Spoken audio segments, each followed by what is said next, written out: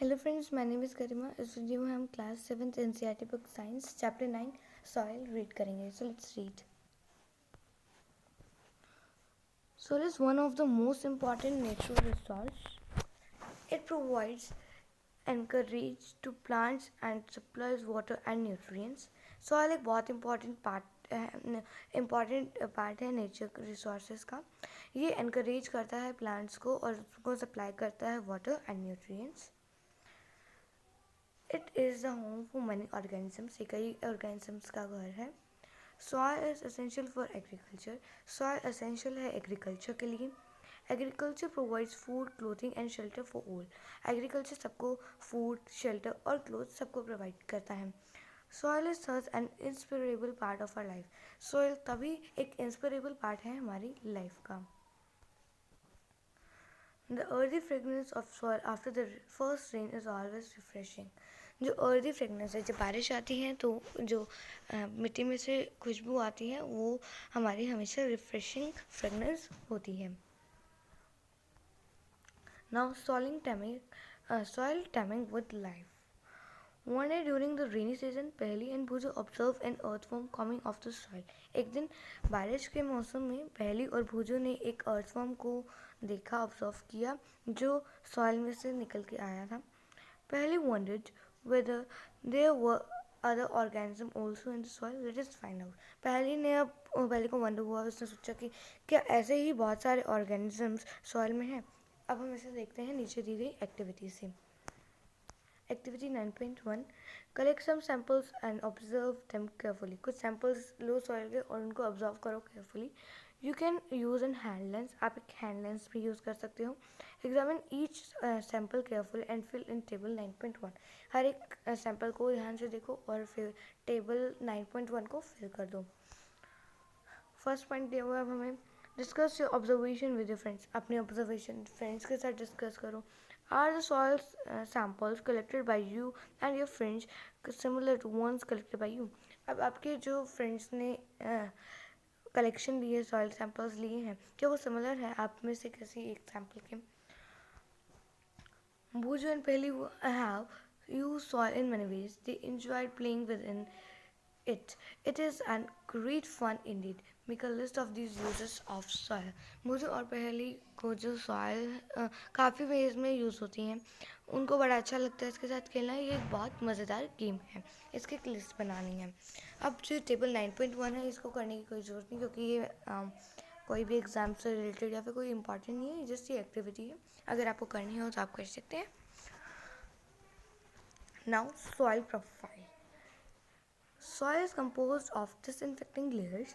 Perform the following activity to find out how these layers are arranged. Soil compose होता है अलग अलग layers से.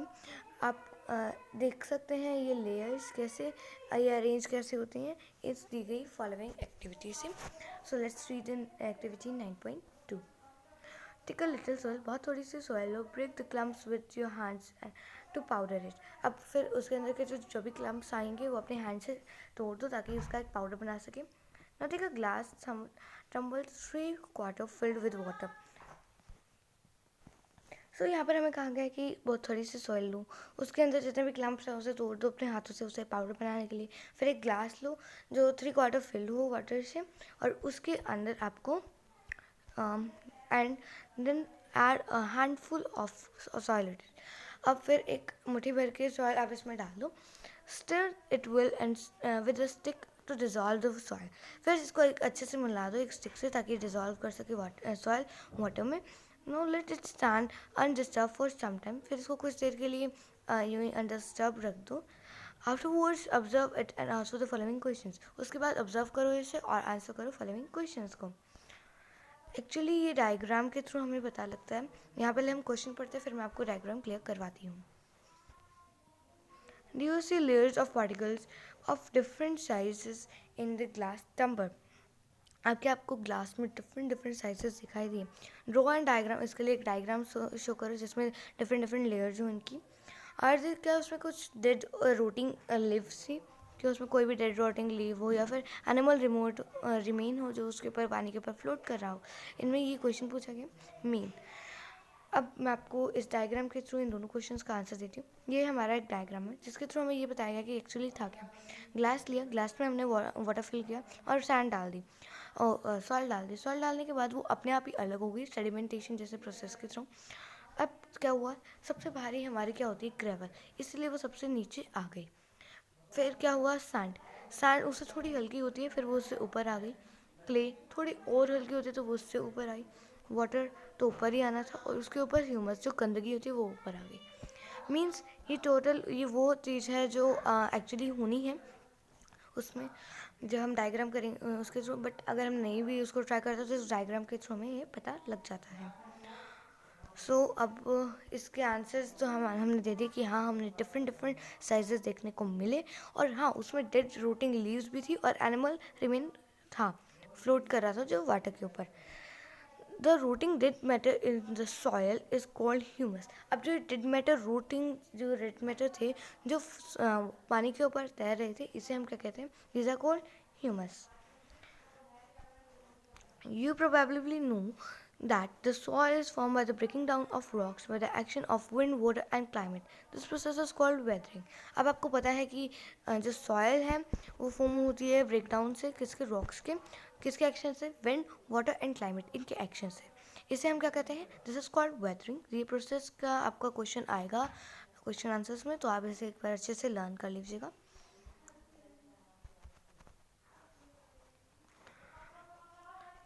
The nature of any soil depends upon the rock from which it has been formed and the type of vegetation that grows in it. अब जिसकी nature, जिस किसी भी सॉइल की नेचर है वो डिपेंड करती है किस पर, जिस सॉइल रॉक है, जो रॉक टूटी है उसके फॉर्मेशन के, मतलब कि वो कैसे रही है, किस टाइप के वेजिटेशन में वो ग्रो हुआ है एक्सेट्रा, इसके ऊपर वो डिपेंड करता है उसका nature. Vertical section through different layers of the soil is called soil profile. जो वर्टिकल सेक्शन हमें ऐसा सेक्शन दिखता है उसे डिफरेंट डिफरेंट लेयर्स का, उसे हम क्या कहते हैं, that is called soil profile. इसका मैं आपको अभी डायग्राम नीचे दिखाऊंगी। Each layer differs in feel, हर एक की अलग अलग फील होती है, कलर, डेप्थ और केमिकल कंपोजिशन अलग अलग होते हैं। These layers are referred as horizon, इन्हें हम क्या कहते हैं, हॉरिजोन्स कहते हैं। सी ये टेबल है हमारी, इसके इस हॉरिजोन को तो हम कहते हैं वर्टिकल हॉरिजोन, और इसके हर एक लेयर को हम क्या कहते हैं, इसे कहते हैं हम वर्टिकली। और ये होता है हमारी कंप्लीट सॉइल प्रोफाइल। इसके नीचे एक और होता है, जस्ट अ मिनट, देखिए बेडरॉक भी होती है यहाँ पर एक, ये हमारी क्या होती है, this is called soil profile. और इसके डिफरेंट डिफरेंट लेयर्स को हम क्या कहते हैं, this are called horizons.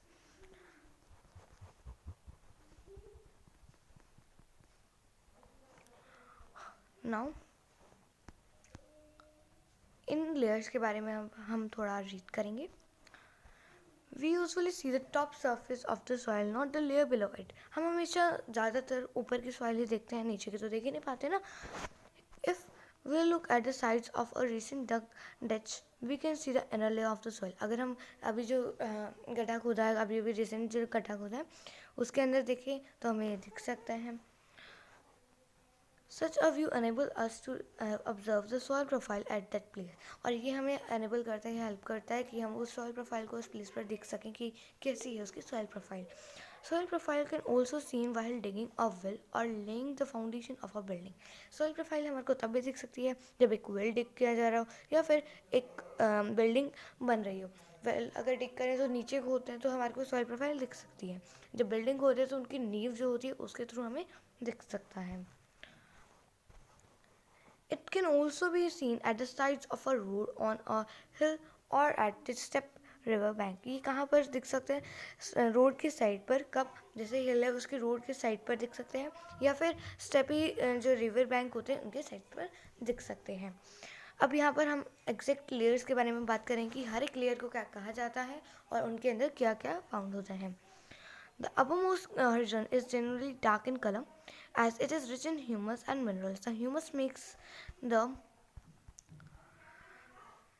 soil fertile and provides nutrient to plants, growing plants. अब जो हमारी टॉप सॉइल है, जो ये वाली सॉइल है हमारी, ये हमारी ह्यूमस में रिच है और मिनरल्स में भी। ये बहुत डार्क होती है, डार्क कलर में होती है।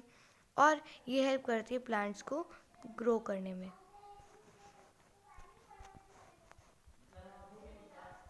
फिर हमारी नेक्स्ट हम इसके बारे में और पढ़ते हैं। This layer is generally soft, prosperous and can retain more water. अब जो ये लेयर होती है वो सॉफ्ट होती है, प्रोस्पेरस होती है और ये बहुत सारा वाटर अपने अंदर कंटेन कर सकती है, मीन्स ये अब्जॉर्ब कर सकती है। इसे हम टॉप सॉइल कहते हैं या फिर हम इसे ए हॉरिजॉन कह सकते हैं। नाउ इसी के बारे में थोड़ा और दे रखा डिटेल, हमारे को सिर्फ फर्स्ट के बारे में दे रखी है, बाकी के बारे में ज़्यादा डिटेल नहीं दी हुई। This provide shelter for many living organisms such as worms, rodents, moles and beetles. ये शेल्टर देते हैं काफ़ी सारे ऑर्गेनिजम्स को, सच एज वर्म्स को, रोडेंट्स को, मोल्स को और बीटल्स को। The root of a small plant are embedded entirely in the top soil. जो रूट्स होती हैं स्मॉल प्लांट्स के पूरे इंटायरली टॉप सॉइल में फैली होती हैं। नाउ अब हमारी नेक्स्ट लेयर के बारे में बात होती है। The next layer has a lesser amount of humus but more amount of mineral. Next layer में जो है वो कम ह्यूमस मिलती है बट मिनरल्स ज़्यादा होते हैं। This layer is generally hard and more compact and is called B horizon और द मिडल लेयर। ये जो है ये ज़्यादा हार्ड होती है और कम्पैक्ट होती है, इसे क्या कहा जाता है, बी हॉरिजॉन या फिर मिडल लेयर। नेक्स्ट हमारी बात होती है थर्ड लेयर के बारे में। The third layer is the C horizon. Third layer C horizon होती है which is made up of small lumps of rocks with cracks and सेविसेस। अब जो थर्ड लेयर होती है, जो सी हॉरिजॉन है, वो मेड अप होते हैं स्मॉल लम्प्स के, रॉक्स के, और इसमें क्रैक भरे होते हैं, साथ में क्रीविस भी होते हैं इनमें।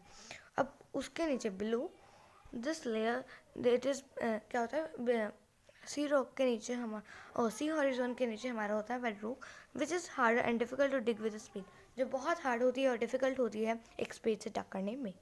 सो ये मैं आपको एक बार सारा जितना भी हमने हॉरिजॉन्स के बारे में पढ़ा है, मैं आपको एक बार इसमें डिटेली दोबारा बता देती हूँ कि इसमें क्या क्या है।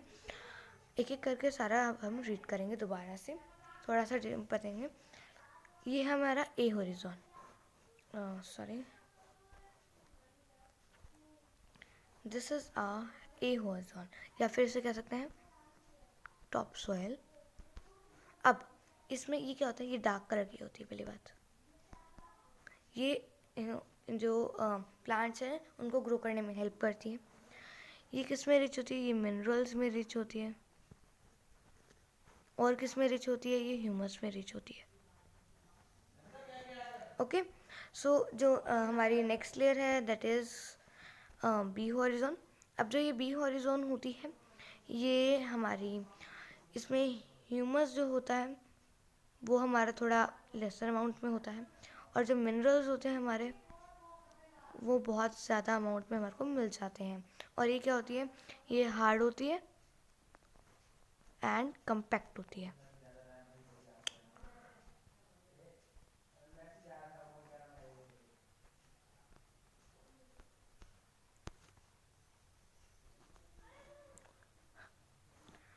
नेक्स्ट हमारी लेयर है सी हॉरिजॉन। ये हार्ड, ये भी और ज़्यादा हार्ड होती है, और ये जो होती है इसमें क्या होते हैं, रॉक पार्टिकल्स मिलते हैं हमारे को। अब जो उससे भी लास्ट लेयर आती है हमारी, वो होती है बेडरॉक। अब जो ये वाली लेयर होती है ये क्या होती है, बहुत हार्ड होती है, सबसे ज़्यादा हार्ड लेयर होती है, और इसको टेक नहीं कर सकते हम स्पीड से। इसके बारे में मैंने अब आपको कंप्लीट डिटेल यहाँ पर जितनी सी वो मैंने सारी बता दी है।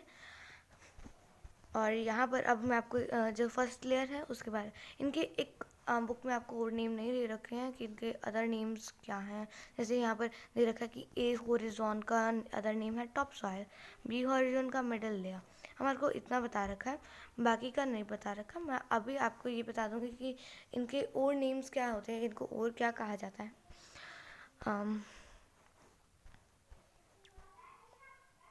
सो यहाँ पर ए हॉरिजॉन का अदर नेम तो दे रखा है टॉप सॉइल,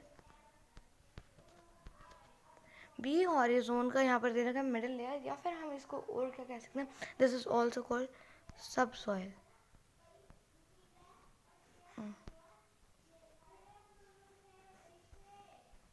सब सॉइल। सी हॉरिजॉन को अब हमारा जो अनदर नेम है वो हमारे को दिया हुआ है substratum, SUB, sub STRUM। A T substratum. अब हमारी बचती है बेडरॉक। बेडरॉक को हम कहते हैं, अनदर नेम है इसका पेरेंट रॉक, इसका ये अनदर नेम है।